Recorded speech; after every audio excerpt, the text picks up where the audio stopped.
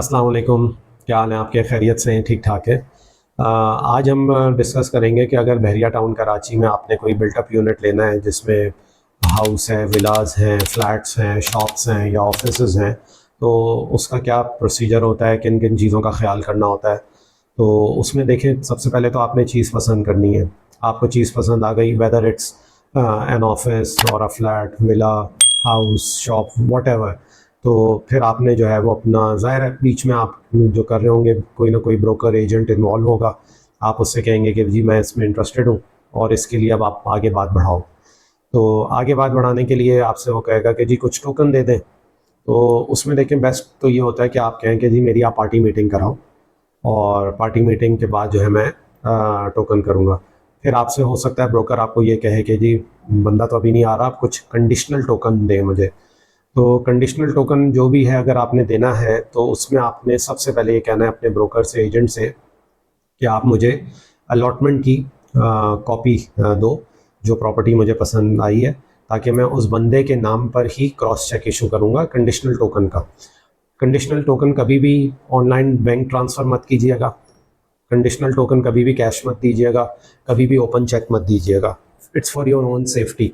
अगर आप देना चाहें तो आप दे सकते हैं, लेकिन फिर बाद में प्रॉब्लम होती है और लोग फिर परेशान होते हैं। तो आपने जो है अपने ब्रोकर से कहना है कि जी मुझे इसकी अलॉटमेंट की कॉपी दो। जो अलॉटमेंट की कॉपी आ जाए, आपने उस पर नाम देखना है, जो ओनर का नाम आ रहा है उसके नाम का आपने क्रॉस चेक बना के एक माइनर से अमाउंट का कंडीशनल टोकन देना है। हो सकता है आपसे ये कहा जाए कि जी कंडीशनल टोकन 10% का, तो 10% कंडीशनल टोकन कहीं नहीं होता। टोकन हमेशा मिनिमम अमाउंट होता है, जस्ट टू मेक श्योर कि जी मैं इंटरेस्टेड हूँ और मेरी अब मीटिंग कराई जाए पार्टी से, जो ओनर है उससे। और अगर कोई आपसे कहा जा रहा है कि जी पार्टी नहीं है और वो नहीं है, पार्टी अवेलेबल नहीं है, तो उसमें ज़रा ध्यान रखें। सारी चीज़ों का मैं नहीं कहूँगा, लेकिन ध्यान रखना बेहतर है। पार्टी मीटिंग अगर हो रही है तो इसका मतलब है ये जो भी ब्रोकर है डायरेक्ट इन्वेंट्री है इसके पास पार्टी डायरेक्ट है। वरना बीच में अगर ब्रोकर्स इन्वॉल्व हैं तो एट टाइम्स लोगों को परेशानियों का सामना भी करना पड़ता है। तो उसमें यह है कि आप में जो है कंडीशनल टोकन मिनिमम अमाउंट का, मिसाल दे रहा हूँ, 1 करोड़ की प्रॉपर्टी आप लेने जा रहे हैं तो आप 1 लाख रुपए का टोकन कर दें, मोर देन इनफ। तो वो आप क्रॉस चेक बना के देंगे और उसी बंदे के नाम का करके देंगे। कंडीशनल टोकन के बाद जब पार्टी मीटिंग होती है, पार्टी मीटिंग में आपने जो है बात करनी है, उनसे कहना है, 2 चीज़ें आपने ज़रूर चेक करनी है कि अलॉटमेंट जो इसके नाम है वही बंदा आपसे मीटिंग कर रहा है।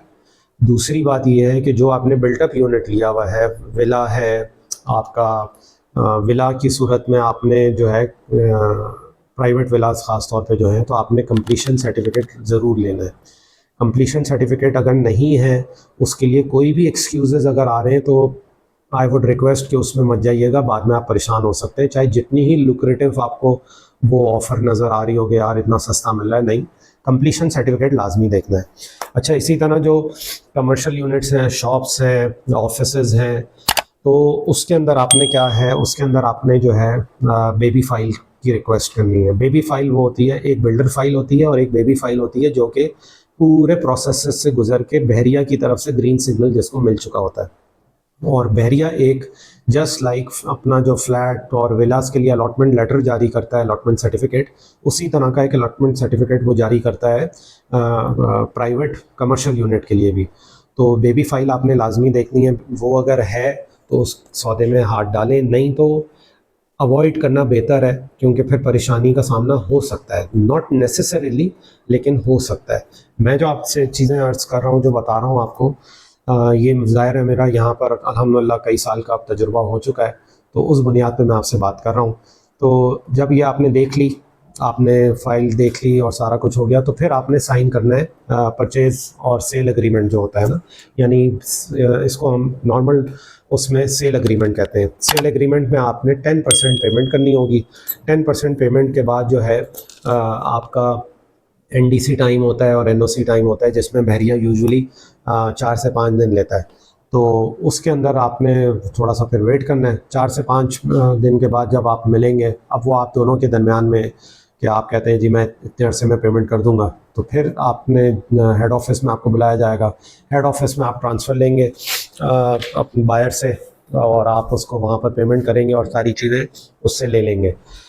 तो बाकी चीज़ें यूजुअली लोग आपसे जो है ज़्यादातर कैश डिमांड करेंगे, और जो ऑफिशियल वैल्यू होगी उसके पे ऑर्डर्स होंगे। तो वो जैसे भी हो, आप दोनों के दरमियान, बायर और सेलर के दरमियान जो तय पा जाए आपने, उसी तरह से उसको जो है एग्जीक्यूट करना है।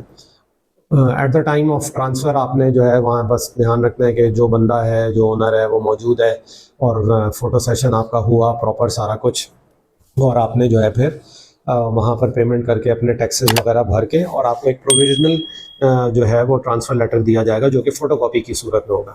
वो आपने अपने पास संभाल के रखना है। 18 दिन का टाइम देते हैं। आपने 18 दिन के बाद दोबारा बहरिया जाना है, और बहरिया से आपको परमानेंट ट्रांसफ़र एक लेटर मिल जाएगा, ओरिजिनल ट्रांसफ़र लेटर, जो कि लाइट येलो कलर के पेपर के ऊपर होता है।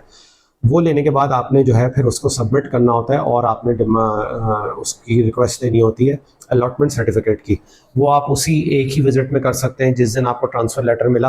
आपने उसी वक्त जो है उसकी कॉपी कराई, उसके साथ अपनी 2 पासपोर्ट साइज़ पिक्चर्स और 2 CNIC की कॉपीज़ लगाई। एक फॉर्म होता है, वहीं बहरिया हेड ऑफिस में मिलता है आपको, वो भर के आपने सबमिट किया। तो फिर आपको वो आप एक रसीद दे देंगे, 1 महीने का टाइम देंगे, और रसीद नहीं भी तो स्टैंप लगा देते हैं आपकी कॉपी के ऊपर, और वो बता देते हैं कि जी 1 महीने के बाद आके आप अपना ओरिजिनल अलॉटमेंट ले जाएं। तो फिर जब आप जाएंगे, ओरिजिनल अलॉटमेंट जो है आपने जाके अपना कलेक्ट करना है। अब कलेक्ट करने के बाद फिर ये है कि आपने बिलिंग में जाके सारे डिपार्टमेंट्स में, सारे जो आपके यूटिलिटीज़ हैं उसमें अपना नाम चेंज कराना होगा। तो ये तरीक़ेकार होता है बहरिया में बिल्टअप यूनिट लेने का। फ्लैट का थोड़ा सा मुख्तलिफ होता है। जो बहरिया के टावर्स हैं, बहरिया के टावर्स में आपको जो है वो उनके फैसिलिटेशन सेंटर भी जाना पड़ता है, वहाँ अपना इंदराज कराना होता है। और इसी तरह से जो विलाज हैं उनकी भी रिक्वायरमेंट थोड़ी सी डिफरेंट होती है। मोर और लेस यही है, स्लाइड सा डिफरेंस होता है। अगर आप जानना चाहते हैं तो नीचे नंबर दिया हुआ है, आप रब्ता कर सकते हैं। कंसल्टेशन इज़ टोटली फ्री, और आपको जो है गाइड कर दिया जाएगा कि किस तरह से आपने जो है, ज़ाहिर है हर बंदे का केस अलग है, तो वो आपको बता दिया जाएगा कि आपने किस तरह से अपने मामले को परसू करना है। और वीडियो अगर आपको पसंद आई है तो सब्सक्राइब ज़रूर कीजिएगा, ताकि हमारा हौसला बढ़े और हम लोगों को गाइड कर सके जो कि बेस्ट प्रैक्टिसेस हैं। और उसके अलावा शेयर कीजिएगा और लाइक कीजिएगा। कमेंट में भी ज़रूर बताइएगा कि whether the video was beneficial for you और नॉट। अपना बहुत ख्याल रखिएगा। अस्सलाम वालेकुम।